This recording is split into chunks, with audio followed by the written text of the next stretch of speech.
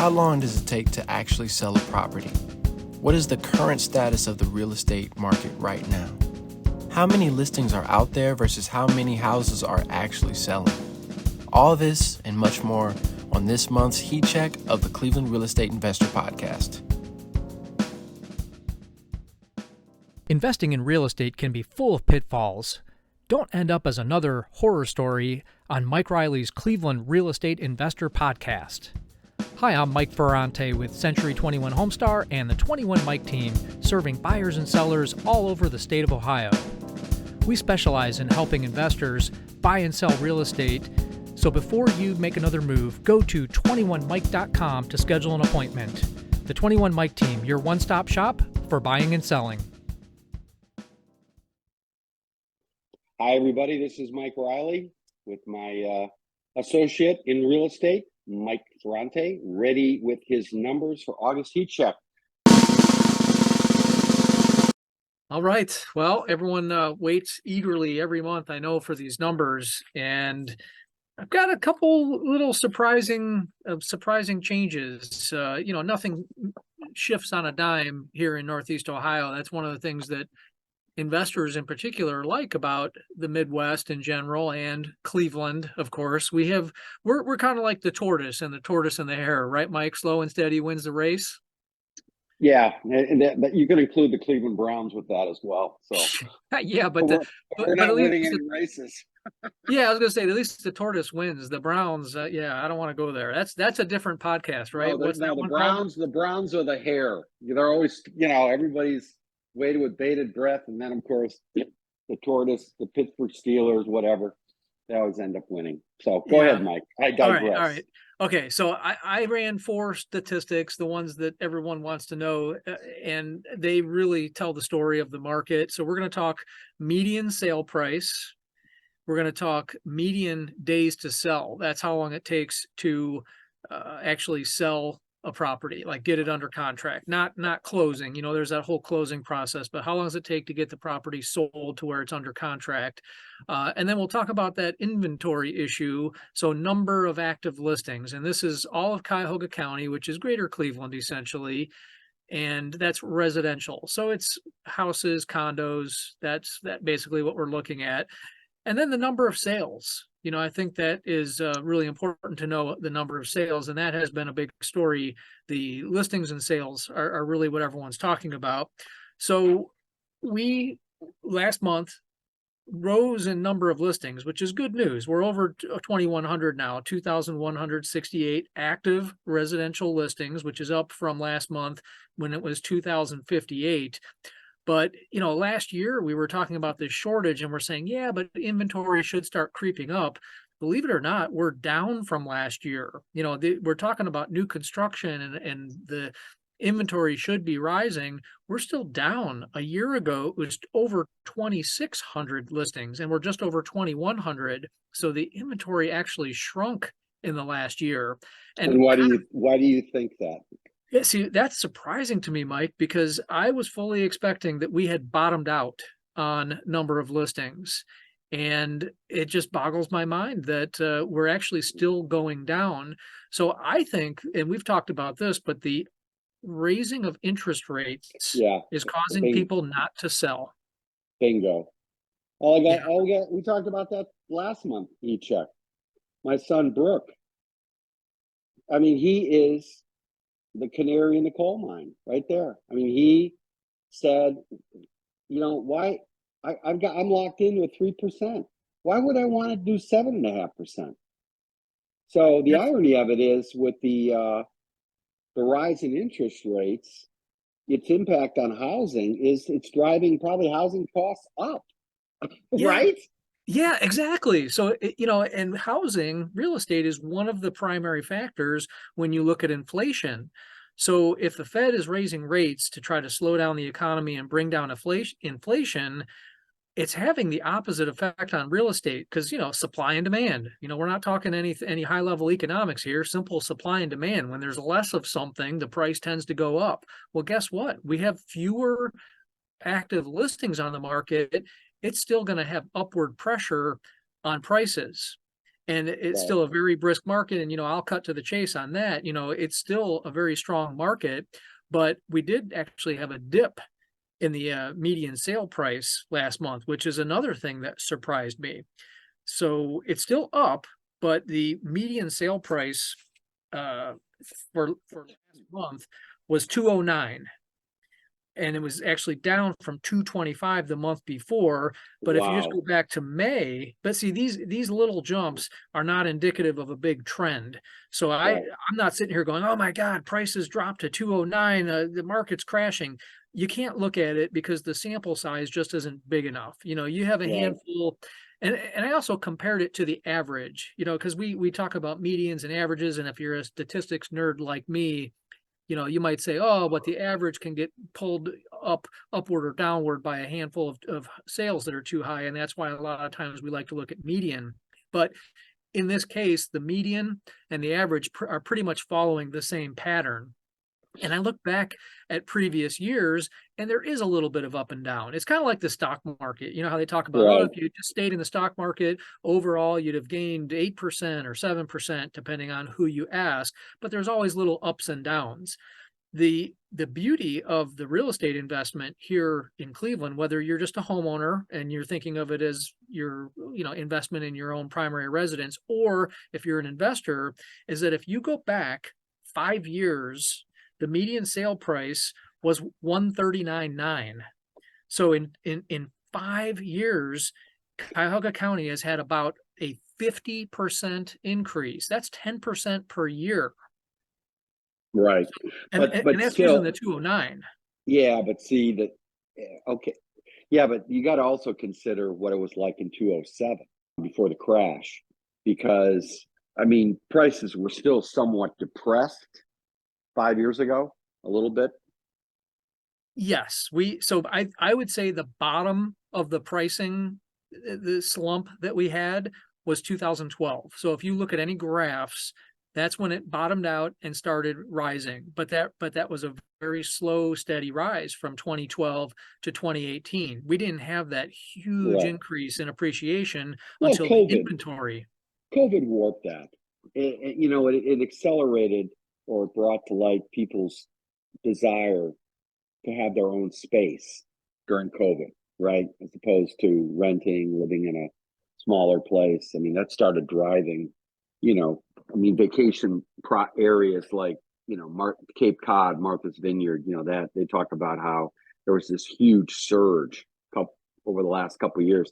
And now it's kind of quieting down. So there is a little bit of that, but Yeah, so I think there's so many factors that you can talk about that drove the demand, that caused the inventory shortage, and we could do a whole podcast just on that. But just to name a couple, so just big picture things.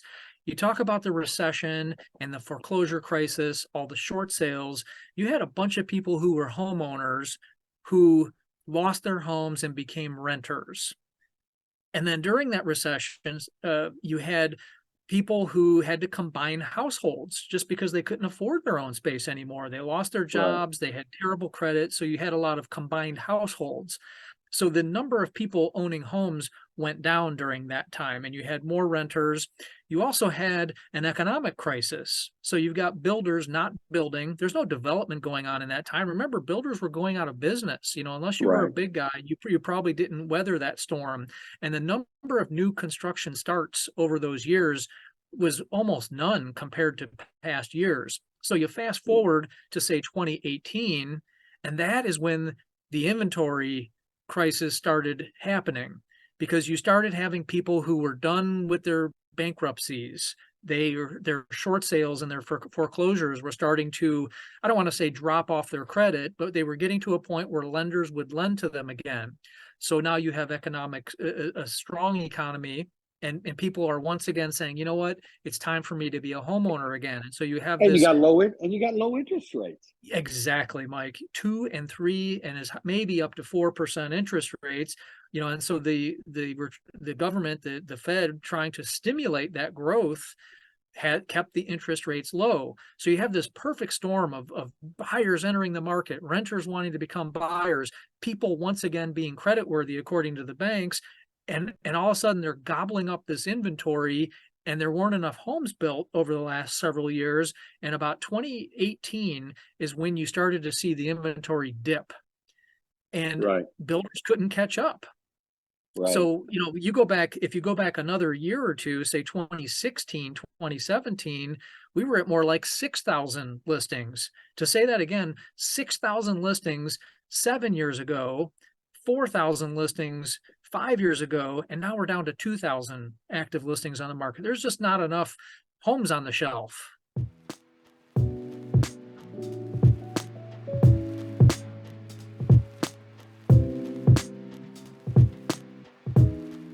Hey, let's stop here. We got to pay some bills. 30 seconds, and we'll be back.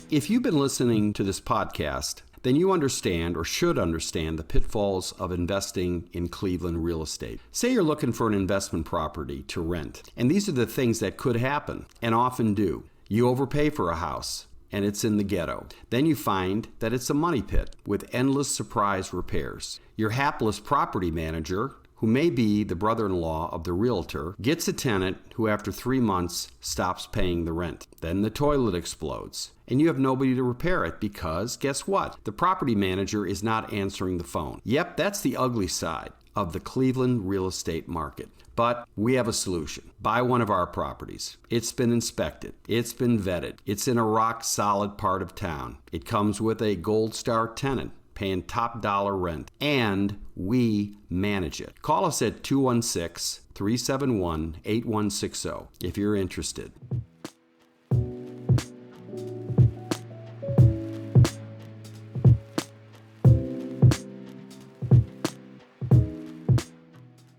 So those are two of the big numbers. Listings are still down, and the median sale price, while it dipped a little bit, we're still over 200,000, which is we did get a little bit over 200,000 last year. We peaked at 211. So just to give you an example of why that dip is not concerning to me, in 2022 in June, that was our peak, 211,000.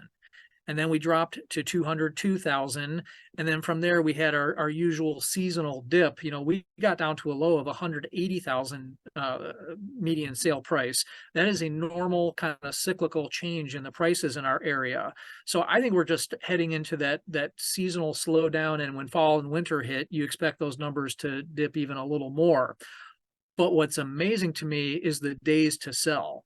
We got down to single digits days to sell a house, which is unheard of in our market. Back in the day, Mike. That's LA. That's LA time. Yeah, exactly. Here in Cleveland, if I walked in your house 5 years ago and said, "Hey, I guarantee I'll sell your house in 30 days or less," people would be like, "Yeah, what's the catch? What are you doing? What are you going to underprice my home? You're going to just give it away?" But nowadays, if it takes you 30 days to sell your home, buyers are already raising eyebrows. So we're staying steady at 12 days to sell a home, which here in Northeast Ohio is unheard of in past years. Right. Go back 5 years, take a guess. Five years ago in July, how many days to sell a house? 45. 42. Exactly. That was normal. But Mike, if I met you 5 years ago and said, "Hey, it's going to take 42 days to sell your house," you'd probably shrug your shoulders and say, "Awesome. Where do I sign?" Yeah, right. Well, it's also changing people who are coming into Cleveland who are renting from us. They're renting our short-term properties because they got to find a house to buy. Exactly. Those people who do need to move, they sometimes don't want to end up homeless, and they're needing that short-term housing. Right. So the short-term housing for the rental market is something that didn't exist 10, 15 years ago, 20 years ago. Short-term furnished. I mean, that was unheard of. That's like a cell phone. That's how radical it was. I mean, most people, they either bought a house or they did a conventional 1-year rent, right? Exactly. Yep. So, things are always churning. Things are always changing. But let me get back to the price. You had mentioned 180. It got down to as low as 180. When did it get down that low? Are you talking about in the last year? Yeah, and actually, I'm looking at the numbers here. January of 2023. Do you know the median was actually 160? I mean, that's how drastically Wow. our seasonal changes are. Median sale price was 160, and just 6, 7 months before that, it was 211. Now we're back up to 209. Okay, so you buyers out there in the Cleveland for the Cleveland market, call Mike Ferrante in January. Is that what you're Yeah, no saying? kidding. Especially you flippers, that I used to always look for good flips over the winter because we knew that market time went up. You had these homes that maybe were listed at the end of summer and they were sitting on the market for 3, 4, 5 months. And you swoop in December, January, February and make them an offer. Sometimes that's a great time to buy. And then, it might take 30 to 60 days to do your renovation just in time for the spring market when things are There you heating up go. again. There you go. Now, let me ask you about our house on Edge Hill. We are how many days? I mean Uh, months? about 70 days in on that one. This is a really cool house. Those of you listeners out there have heard us talk about this 9,000 square foot incredible mansion with 3 stories, a ballroom, foyer area that was meant for entertainers. You have your string quartet play for you there. I mean, incredible. Magnificent Ambersons. Yeah, okay. Yeah. So talk to me about it. Where are we at now? We've had we finally got into a little bit of price drop, Yeah, and tiny now price we're drop. getting, but we're getting some people interested, right? Well, here's the thing. When you're marketing a home, you read the tea leaves, as I like to say, or I also love my doctor analogies. So you're treating your patient and you're trying medicine, you're doing this treatment, that treatment, and you're watching for some signs of life, some signs of recovery. And Recovery. if this medicine doesn't work, you try a different one. And so in our case, we do our marketing, we do our videos, all the cool stuff that we do, but at a certain point you have to look at it and say, okay, did I do all this stuff right? Are my pictures good? Are my video, did I advertise it? Did I get a bunch of showings? And then you have to say, okay, the writing's on the wall. Buyers are saying no, and then you're left with price. And so we start making price adjustments. And Mike, it's like clockwork. I wish I could say I'm brilliant or something, but you lower the price, you get a spark of activity. It's just it's like that the EKG machine that's monitoring the heartbeat. Yeah, The heartbeat is getting lower and lower and lower, and then you do a price change, and guess what happens? Ding ding, the yeah, beeping starts beeping again. And that's right. what we just did. We did a very small price change. We got buyers who were kind of hanging around saying we like it, but and that's gonna rekindle their interest. Okay. So the price change and the number of activity, what's your prediction on when you're going to have it under contract, if you had to guess? I think that we're going to have an offer soon. Our goal, I have my thoughts on how I would manage that price. But obviously it's a group effort here. I can't twist a seller's arm and say, you need to reduce your price this much. We Right. have to be rowing in the same direction. I've had listings, Mike, where we were on the market. This is even before this insane inventory shortage we had. It was in the heights. We started at 208. About 30 days in, we went to 205. And I had been pushing all along for 200 because I felt like that gets you more action. We've talked pricing strategies before. Right. Not 199, but exactly 200. You can hit me up on my YouTube channel to learn more about that. But here's what happened. About 35, 45 days in, we lowered it one more time, second price reduction to 200,000. And guess what? We got 2 offers. They started duking it out, and the thing sold for 210, which was over the original list price. Yeah. Yeah. And that's after 45 days on market. So it's all about driving competition, picking the right digits, doing the marketing, and getting people engaged. We might drop that price one more time on that house, and suddenly 2 or 3 or 4 of those buyers who were kind of hanging around might decide, hey, it's time to pull the trigger. Let's make an offer on this. And next thing you know, we're in multiple offers. So it's still a seller's market. That's the moral of the story from Heat Check.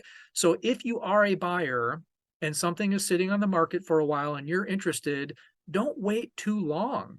you're going to miss your Yeah. shot. It's like, what's that? You ever shoot skeet, Mike? I've never done it, but No. there's I've a only perfect, watched it. I've only watched it on movies, the James Bond movie. Go ahead. right? Yeah, yeah. Yeah. What's that? Goldfinger, I think. Isn't that the Yeah. one? Yeah. But if you wait too long to pull the trigger, the skeet's going to be gone and you're going to miss your shot. Exactly. And for you buyers out there, just wait till January, right? That's Well, especially if you're an investor, come on. Yeah. owner occupant buyers too, but the problem for owner occupant buyers is that if you're the vulture waiting, you wait too long, it's gone. I can't tell Right. you how many times, even back in the day before this shortage, we'd go into a house that was 75 days on market and think, oh, nobody's looking at this. It's been sitting here forever. We write our offer. Guess what? Hey, Mike, sorry to tell you there's another offer. What do you want to do? And then it turns into like a mini auction. Now, fortunately, there's Yeah. only 2 bidders. So hopefully you don't have to get beat up too bad, but only one buyer is going to win that auction. Right. Okay. All right. Any other stats? Well, Heat the check? last one is number of sales. And this is the one that has my realtor friends panicked. They're looking at 5 years Yeah. ago, 1,600 sales in July. And that's a normal, yeah, it's July. We're feasting. There's all these sales. This is the time for us to make our living, because we know in the winter there just aren't as many sales. For example, that winter we got down to 838 sales in January. And that was normal. Literally half as many sales in January as there were in July. Well, so in a time where sales are typically rising, we dipped to 1,253 sales. So 400 fewer sales from 5 years ago at the same time. Even a year ago, it was over 1,500 sales. So 1,200 sales in the month of July, you got a bunch of realtors scratching their heads saying, oh my gosh, I'm selling 10, 20, 30% fewer homes this year. How am I going to put food on the table?